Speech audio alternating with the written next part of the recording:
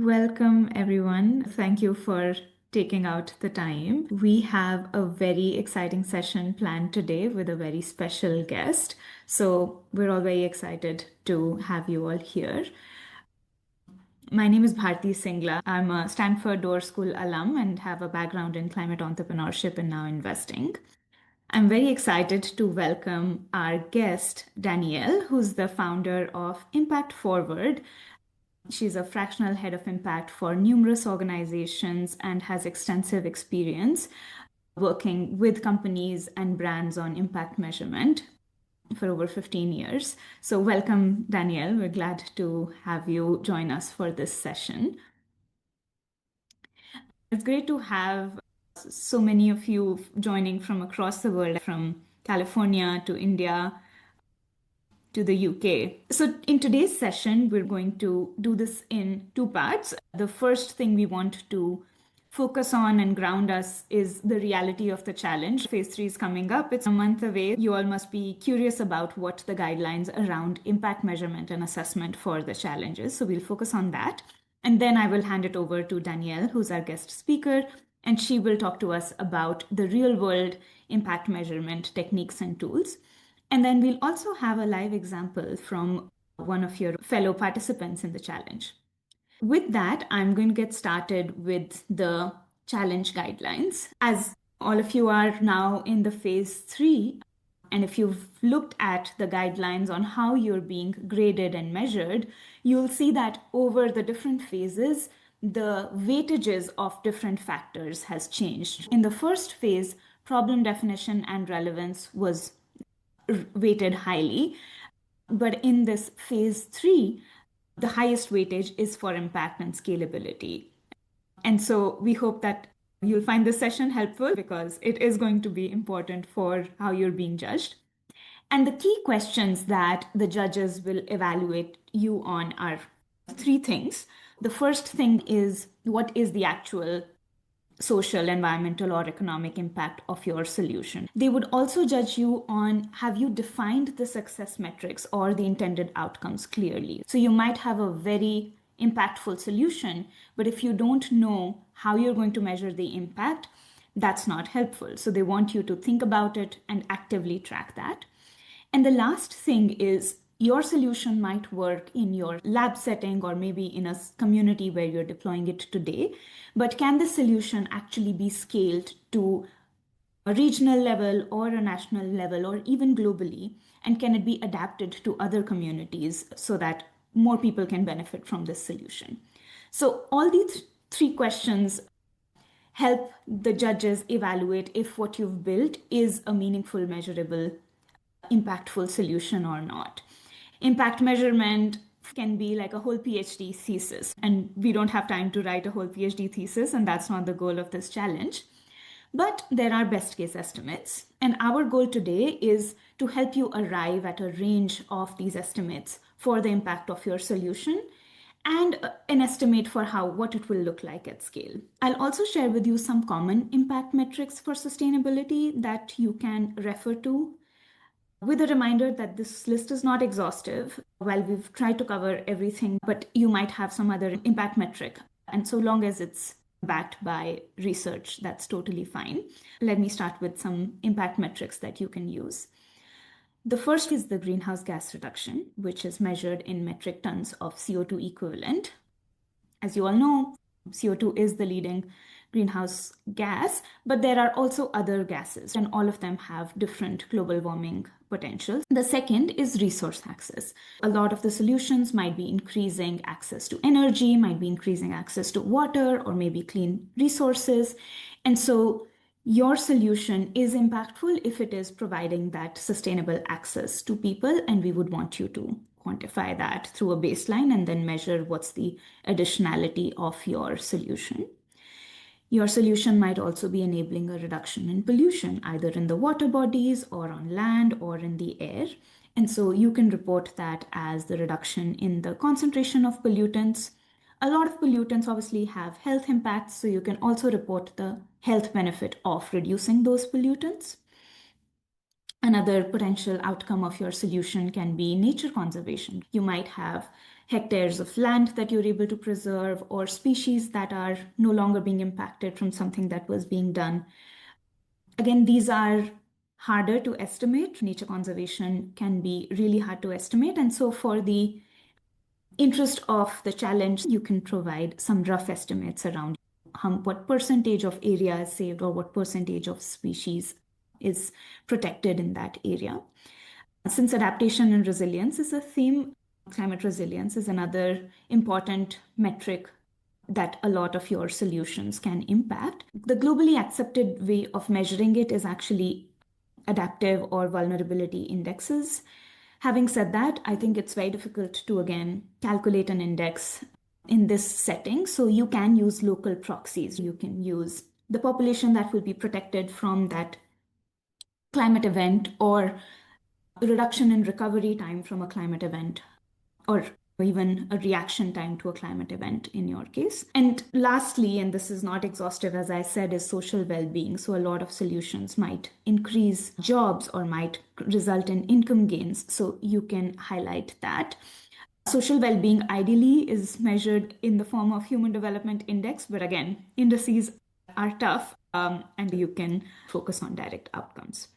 I'm going to talk about one example to give you a sense of how you can build your solutions impact measurement. So as you know, global warming is caused by greenhouse gases. CO2 is one of the most prominent. It's the largest contributor to climate change. But there are other gases that also contribute. And some of these gases have a much higher per kg or per ton impact as compared to CO2. So let's take example of methane is equivalent to 27 kgs of CO2 if you were to compare them in terms of their climate impact, which means if you have a solution that is resulting in reduction in methane emissions, you can actually highlight a much higher impact as compared to CO2. And this is because of the nature of the molecule. That molecule absorbs more heat and hence it causes more global warming. The one thing to keep in mind here is also that there are different global warming potentials on different time scales. So some gases live longer. CO2 is one of those. It does not react, so it lives longer in the atmosphere. Some don't, and hence their global warming potential varies with time. So for the sake of standardization, you can use a 100-year metric, but again, that the jury is out on what's the right metric as well. So you can use either of those. I'm going to take an example from my own experience of building a solution for reducing air pollution from diesel generators in India. So the way we measured impact for this, and we were building this right out of undergrad. So we were at the same age level as many of you, and I thought that's why I can share this example with all of you. So the way we measured our impact to report it for a lot of grants that we were applying for was to measure it at a single unit first, for example, for one diesel generator, but it can be for a community, it can be for a locality as well. You can pick your unit of measurement. And we thought that there are two ways in which our solution can impact the environment, two significant ways. The first way is reducing a greenhouse gas, which is black carbon. So this is not CO2, it's molecular carbon, which gets released in the form of particulate matter 2.5, which causes air pollution, but it is also a greenhouse gas. And black carbon, surprisingly, has a global warming potential of 360 times CO2, which means for every ton of black carbon abated, it's equivalent to saving 360 tons of CO2. And we basically estimated how much would we reduce from one diesel generator in a year, multiplied it with the global warming potential, and we got the impact for that diesel generator. The other impact we had was obviously reducing the pollutant. So we were reducing particulate matter 2.5 in the air. So we could estimate how much particulate matter comes out from a single generator. We know that we're able to reduce it, say, by 70%. So that's the reduction we're able to achieve. Now, while you can just report the reduction in pollutant, for people to realize the actual impact, you can also try and estimate the health impact of that pollutant. One common way of measuring health impact is something called disability adjusted life years. And we'll share these slides with you so you can look at this metric. And so for every pollutant that you might have, or every other metric that you might have, you will be able to find on the internet some good research published in reputed journals that will give you such metrics. You can use that to quantify the impact for your solution. So in this case, we know what's the impact on disability adjusted life years from PM 2.5, and we were able to estimate that. And for every solution, there will be other indirect impacts. Like in this case, you increase livelihoods, there's impact on natural resources. But since they were harder to estimate, we didn't include them. We thought two were good enough, but you can feel free to include as many as you want. Now, this works in a single unit setting, but when you take it to scale, things will be different, right? So you want to be able to estimate how your solution will work at scale, and you need to have some good assumptions to say, yes, this will work at scale.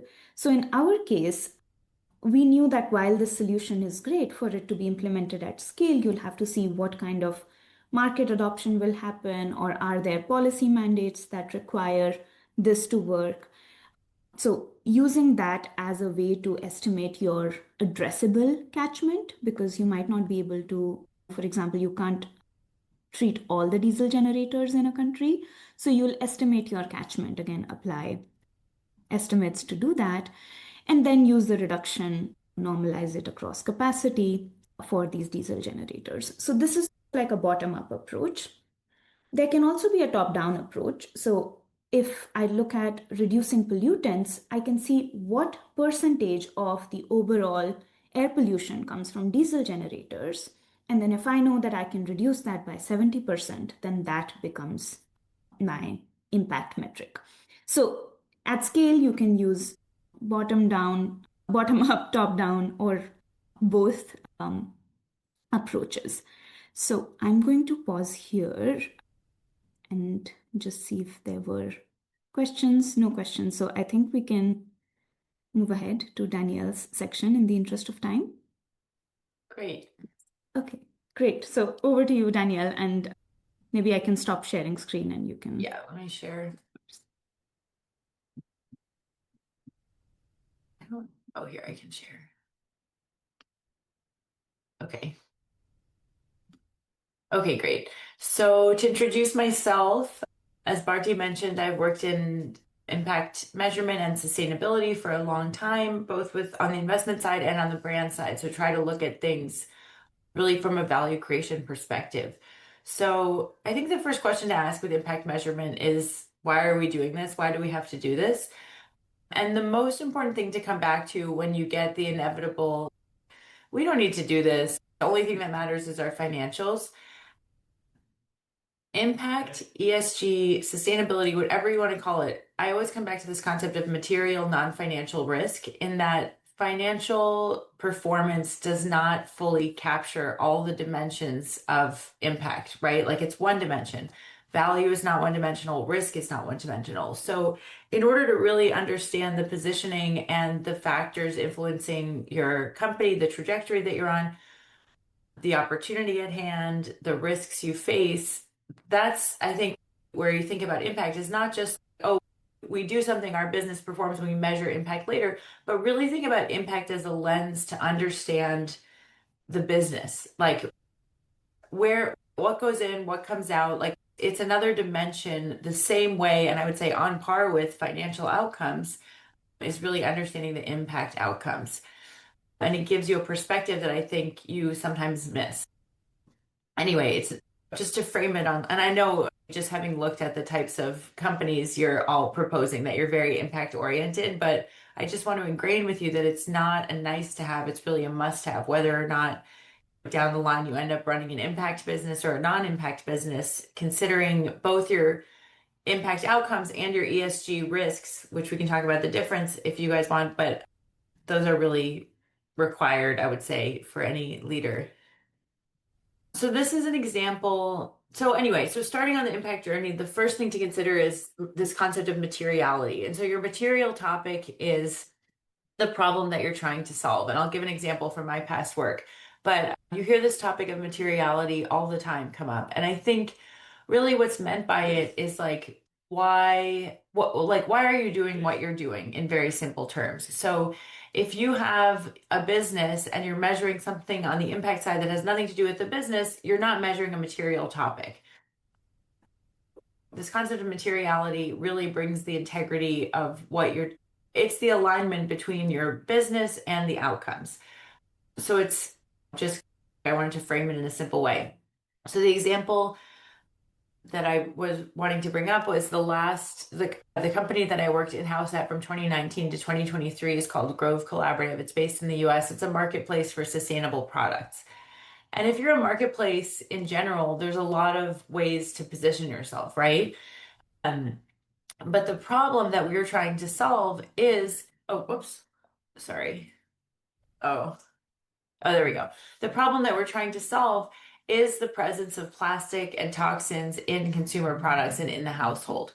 So we built an impact story around that material issue, in that plastic is something that consumers are faced with every day. And if they want to make better choices, it becomes difficult. So the positioning of this marketplace became as a marketplace that helps you solve the plastic problem. So that's our material issue. That's what we talk about to stakeholders. And that's how we measure our impact metrics. So on the left side, you see the types of metrics that we reported out on and measured internally. But I came up with a metric which they still report on today in the earnings calls, but it's called plastic intensity. So the question I asked the leadership team was, okay, you want to move away from plastic, let's understand for every $1 of revenue that we bring in as a company, how much plastic does it take? How much plastic do we ship? So how dependent is our business on our use of plastic? So how can we decouple our business growth from our reliance on plastic? The other thing we did is we partnered with Repurpose Global to collect ocean-bound plastic equivalent to the volume of plastic that we ship to customers. So we know, okay, some products are still going to require plastic. There's no good alternatives. For those products, we're going to make them plastic neutral in that we're going to collect plastic equivalent to that weight. The other metric is plastic avoided. So you can see in some of these products, let's say the shampoo bottle. If you buy an aluminum shampoo bottle, you've avoided the plastic of a plastic shampoo bottle. So that's another thing we can capture as a way to look at consumer behavior.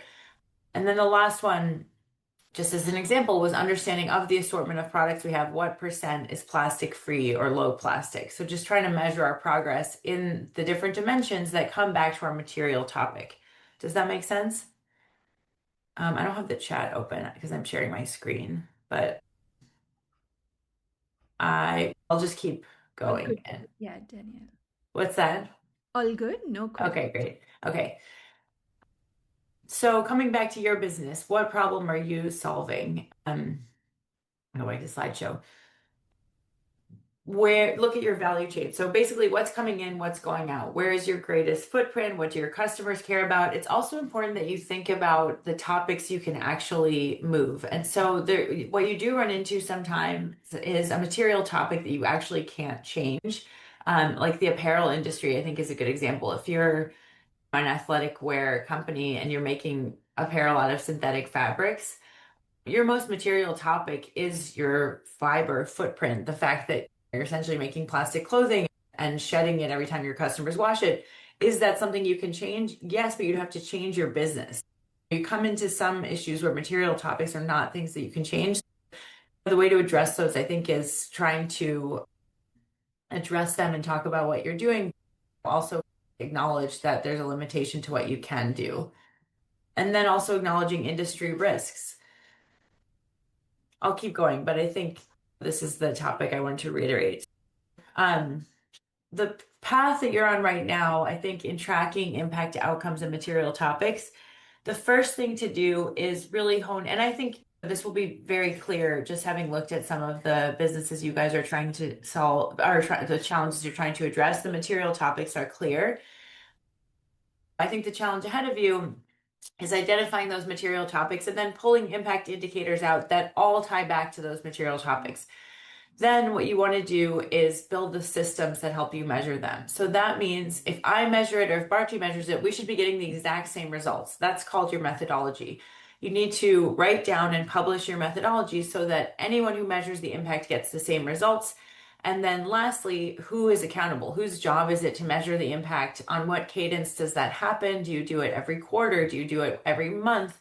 And where do the results get written down and tracked and communicated?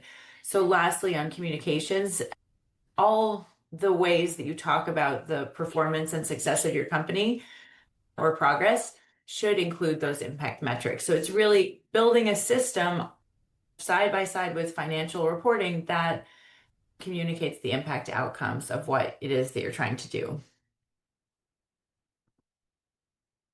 Okay, so this is the resource access. I just wanted to pull the thread that Bharti started talking about in her previous presentation. But so looking at resource access, we can now move from direct to indirect metrics, because some of the indirect impacts will be the more important ones in some cases. So, and we'll talk about a case study in a moment, but so when you're measuring resource access, sometimes, or I think in many cases, just looking at the types of businesses you're proposing, you've got the baseline of maybe it's access to water or energy.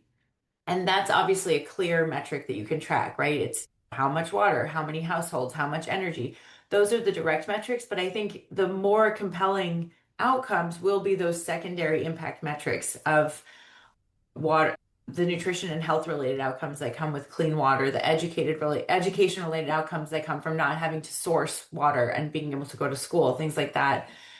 And same thing with energy. So thinking two-dimensionally of what are the economic outcomes that, for example, farmers get by having more reliable access to water and those kind of things. So secondary outcomes are very important. I want to come back to this question of methodology and causality, in that when you're measuring impact for secondary outcomes, you need to be very clear about how your solution contributed to those outcomes. So a before and after is helpful. Case studies, data collection, all need to be able to point to the specific causality between implementation and outcome, so that you, again, can, if I measure, if somebody else measures, we get the same results. Other examples I think you can think about is like, what did populations who were impacted get in return? Did they get safety and security, health, time, access to something they didn't get? Or did new populations get access to something that they didn't previously have? So different dimensions of social impact that result from increasing resource access. And then the other thing you'll be judged on is measuring scale. So the point I wanted to make about scale was that it's better to be specific about the scale and the limitations of your model versus just being vague and saying, oh, this will work everywhere. This is obviously a solution for anyone and there's no challenges to scalability. I think really knowing your market and the challenges of your market and what other markets this will work in is an important factor to address. Better to say, we think this will work in a limited way in certain markets than just assume that this will work everywhere.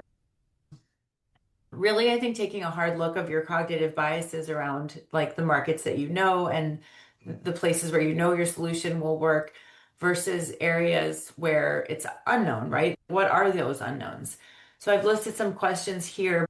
An exercise I like is the what could go wrong. So put yourself in the flip the narrative, right? List all the things that could go wrong and then think about how, as a business leader, you're going to meet those challenges and build those into your scalability strategy. How could you mitigate those challenges in advance? For example, by interviewing stakeholders, by market awareness and research, pilot programs, and so on.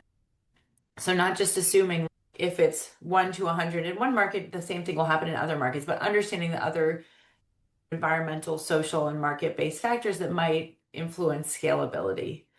I don't know if Bharti or Parul, you have anything to add on that note, knowing that I'm definitely not judging here. Okay. And then, and anything in the chat? Does this make sense to everyone? Feel free to chime in. I don't want to talk into just a black box of names. No, we're good so far. This is very rich. Okay, great. Information. Okay. The measurement tools I won't go through in detail, but I just did want to leave you with this slide so that you know the global standards and that you can look into these as you're scaling and expanding. But when you think of impact metrics, there's libraries of impact metrics that exist. You can pull from IRIS, from GRI, from SASB. There are very clear frameworks that I'd encourage you to take a look at and align with. We're not going to get into those today, but you don't have to reinvent the wheel. All of these things exist. And so it's worth taking a look at all of these and seeing what makes the most sense for your business and familiarizing yourself with these frameworks. And just a quick note on ESG versus impact. Impact, the way to think about impact is these specific outcomes related to your business activities, for example, water saved, etc. ESG is environmental and social governance, risks or opportunities related to the business. So those are the other dimensions of material of like financial metrics, non-financial material topics that relate to your business. So that's really the checklist of things that you want to measure. For example, water use, energy use, worker safety. I think someone's not on mute. It might be Ukbot. Thank you. So things like days lost to injury in the workplace, like all the different metrics of business performance that can help you identify areas of risk and increased efficiency. But those are not necessarily like the direct outcomes of your business. They're just a proxy for measurement. That's a much bigger topic. I don't want to we can answer questions or talk about that later, but I just wanted to make clear that ESG and impact are not the same thing and important to understand the difference.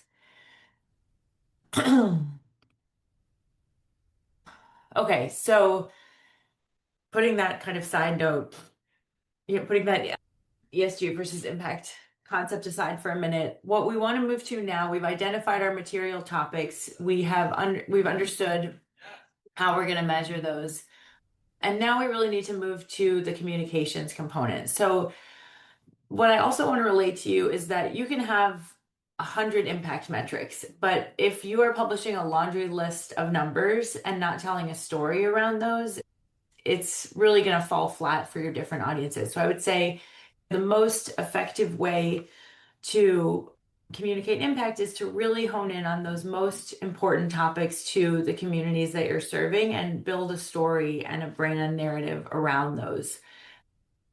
So the example I gave of the retailer is the marketplace being plastic free. So we were able to say we've collected 1 million pounds of plastic and then talk about the efforts that we've made around plastic reduction.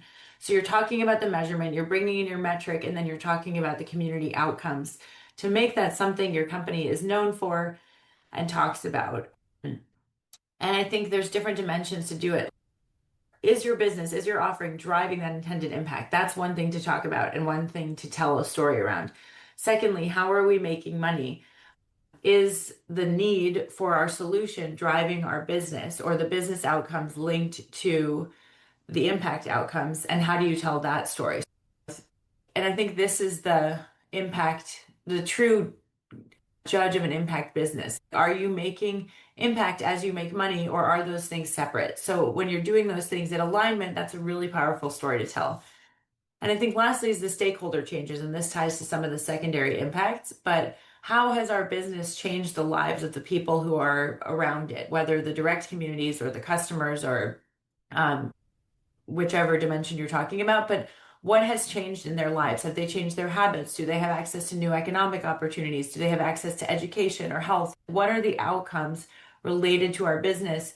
Because that can be probably the most powerful story, right? Is like lives changed. And that's not just people's lives, but that can be like ecosystems protected, pollution avoided, animals, whatever, whatever the compelling metric is, it's that stakeholder community impact of your business.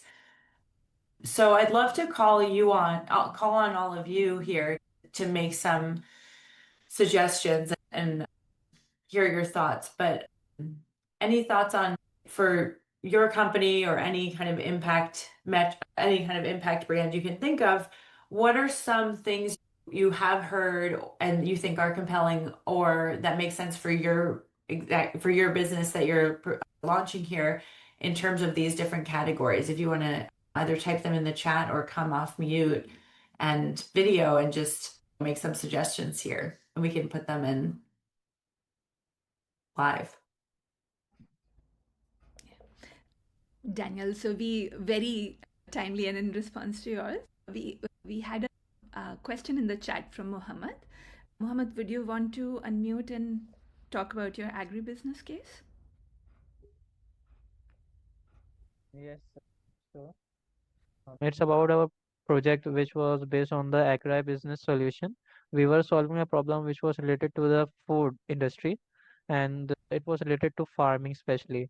So it was related with the solar and somewhat the plants were growing beneath that solar panels. So it was related to the food and the energy as well. So it was covering both of the side. I have a question that how or is it good to say that we can like we are creating an impact for 8 billion peoples or it is wrong to say that because food is a basic need for everyone. Good question. I think you're right in that's the total number of people who do need food, and certainly like a fair metric to say. I would say what's more compelling for your business is to talk about the specific market that you've served. So if you have an agribusiness solution, I would say look at the more specific areas where it's usable. So yes, 8 billion people need food. What percent of those are in food scarce areas? What percent of those are potentially directly impacted from the areas where in the markets where you're proposing solutions? So to be a more compelling, more realistic number, you want to talk very specifically about the markets and the number of people who would have access to food as the result of your business being scaled. So not the 8 billion people, the start with the food scarce people and then the agribusiness solution market need, like specific to your market. So that number should be, I would say, in the hundreds of thousands or the millions, just based on your ability to forecast the actual need, not of food scarcity, but where your solution can contribute to the resolution of food scarcity. Does that make sense? Because you're not solving food scarcity for 8 billion people. You're saying the potential market is the places where this technology can be implemented. Does that make Okay, sense? thank you, ma'am. Yeah, I got it. Okay. A great question, though. Any other questions or ideas on different ways or examples you've seen in these three categories on impact metrics? For example, communities impacted by. One thing in communities is I spent a summer with Acumen Foundation. They always talked about investments they made in water led to girls' education because if girls don't have to get water, they can go to school in certain markets. So that was a community impact that I always think of. So Eco Africa Innovations offered to participate in our case study. So they have proposed creating a nano hydrogel for sustainable water management. Very cool concept, but I guess it's a gel that goes into the soil and helps it hold on to the water and release it gradually. So there are a lot of benefits here in terms of water efficiency, plant growth, and sustainable agriculture in terms of not wasting water and using water more efficiently. So when we think about our impact categories, we can obviously, this is a good example, I think, of the secondary versus primary impact metrics. So obviously the most direct impact metrics that we would be measuring is the water saved and crop related, food related outcomes, right? We know we're using less water and hopefully growing more food with that more efficient practice around water. The indirect impact metrics here, I would say, are the secondary ones, the more important ones, in that in water scarce areas, if farmers now can use less water or grow more food with water, there are clear economic benefits that are. Oh, okay, great. Yeah, Muhammad, if you know about anything else, we'll ask you a question in a second. But understanding the impact of this technology in terms of, because that's what's going to scale it, right? Is if it saves water, great, but if you're not scarce on water, then you don't need it. So what you want to talk about when you're talking about the impact of this business is really the impact it makes on the communities and the users of it, the people who need it. If you tell me like a farmer who used this was able to grow 50% more crops and get 50% more income because now they're not constrained by water that they have. That's a much more compelling reason to adopt it, right? And then looking at those ESG risk areas, those are the things that would make it unusable or would be risks to the business. So obviously, if you find that the crops have some kind of like bad taste or contamination or something dangerous or the soil is impacted, we want to measure the other dimensions and make sure that there are no risks associated with the business.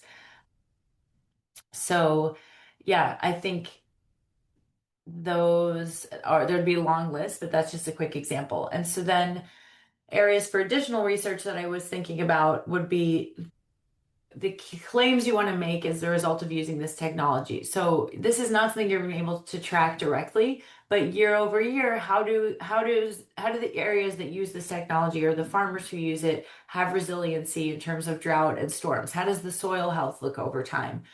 So starting to know, here are the impact metrics that we want to talk about, but we can't make those claims off the bat, so we need to take some time to measure them. And so those are the primary areas I would think about. And then moving from there, I would look at those. Remember this slide that I showed you on all the different standards? Look at these libraries of standards and pull metrics from them to say, okay, I want to align with the existing ways that kind of impact communities know to measure. And I'll pull the metrics there that make sense in these categories. So that's what I did here. So climate resilience, we want to look at percent reduction in crop loss during drought conditions, increase in yield stability, number of hectares under climate resilient treatment. These are all existing metrics that exist. So you'd want to pull these into those different categories to have standardized impact metrics in alignment with the areas that we've identified as material. I think what I wanted to emphasize, Danielle, that this is a great case study because one of our themes is adaptation and resilience. And I know that many teams are working on post-harvest loss. So the example metrics that you have given here are very relevant and useful. Okay, great. Yeah. This is just an example. You obviously wouldn't want or be able to measure all of these things, but this is an example of what you'd want to track over time. I think when you're starting the business, you'd probably pick whatever you could measure and ask your farmers to participate in this kind of thing, and pick probably 3 to 5 metrics from all of these categories that you think are the easiest to measure, you have the best data for, and the greatest ability to collect that data over time in a replicable way, as we talked about, and that speak to the outcomes associated with your business. So just to leave you with some practical guidance, don't worry about tracking everything. As we talked about, like, more metrics are not more impact. Better to have really concise and clear and solid metrics that speak to the impact versus if you take this whole list and you have one data point for each one, not great, right? So you want to have 3 to 5 metrics with good data. We talked about disconnecting from the business. The metrics really need to be closely aligned with the outcomes. And then this third one on reporting versus managing, if you're just reporting data and it's not getting better, what you have is a data collection program, not an impact program, right? So the ways which you integrate the outcomes into your business are super important. So when you think about the impact metrics, tracking them over time, if they're not improving, if there's no one held accountable for those improvement, you've missed the point of the exercise to some extent. Like, you want to be integrating the impact metrics into the management of the business. And then chasing the perfect framework. Everybody will ask you, do you report to this? Do you report to that? I listed that slide with the different impact frameworks. There's a lot of ways to measure impact. Don't get hung up on them. Focus on the metrics that are important to your business. Understand the different metrics, the different frameworks, but don't worry too much about them. Just focus on your business and what's important to your business. So that's your theory of change. What change do you want to see in the world? What are you trying to impact? And make sure that the metrics tie back to that. I think these all are things we've talked about, but be simple in your communication, track progress, make sure you're moving up in that progress spectrum, and the metrics, of course, align with the business. Okay, so your to-do list going away from this. So you're going to identify your impact metrics. We talked about the methodology. Every practitioner needs to get the same results. The data needs to be transparent, ideally even if as you scale, think about third-party verification for that data. How will you track that data? Will it be integrated into a system? Will it happen monthly? All of these things need to be clearly codified and integrated into business management. Oversight and responsibility. We talked about the management of that impact. You're not just collecting data, you're trying to improve on it. That is how you integrate the metrics into your business and make sure that you're also communicating it back out. And then for the purpose of this exercise, address the scalability, but also as you're managing a business, as you're thinking about new markets, understand your biases and the risks of getting into new markets and addressing those impact outcomes. And I invite you, as you're going through this exercise, please feel free to build your own impact scorecard as the example we gave in slides 20 and 21. And please feel free to email it to me. I'm happy to share feedback. Yeah, so that's what I prepared, and I'm happy to answer questions. I would ask, you can write them into the chat if you prefer. I always like to speak live if you're comfortable coming on video and asking any questions directly.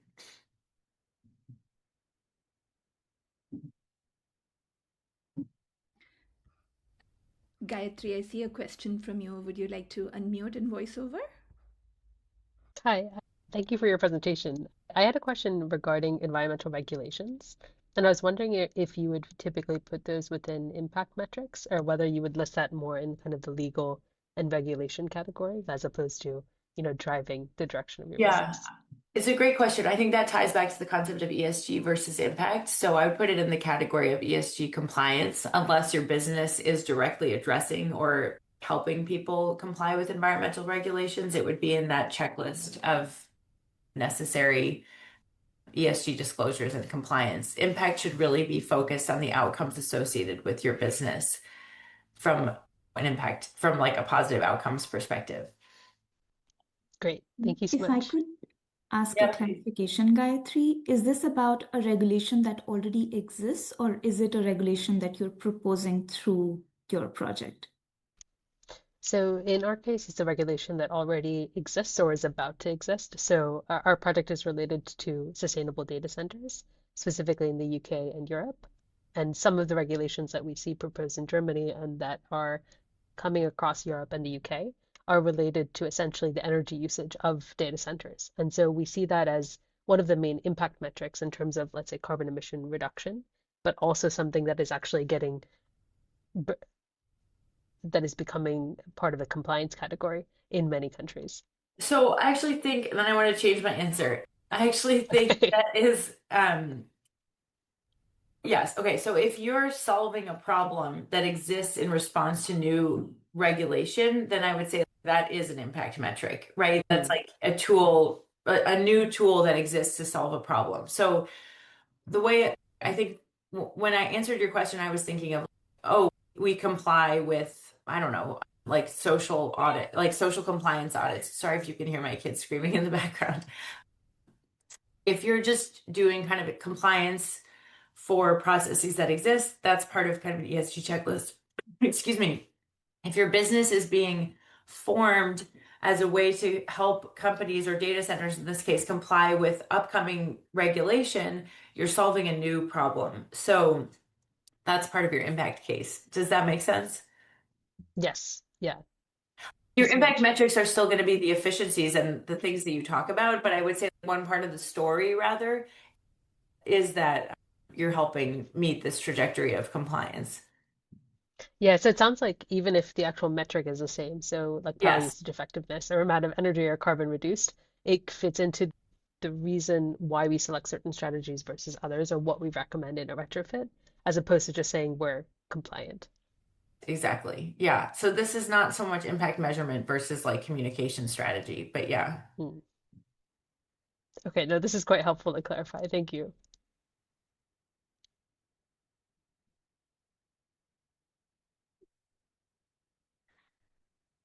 Thank you so much, Danielle. This is wonderful. Thank you so much, Danielle, for joining us. Thank you both. Nice to connect with you. Bye.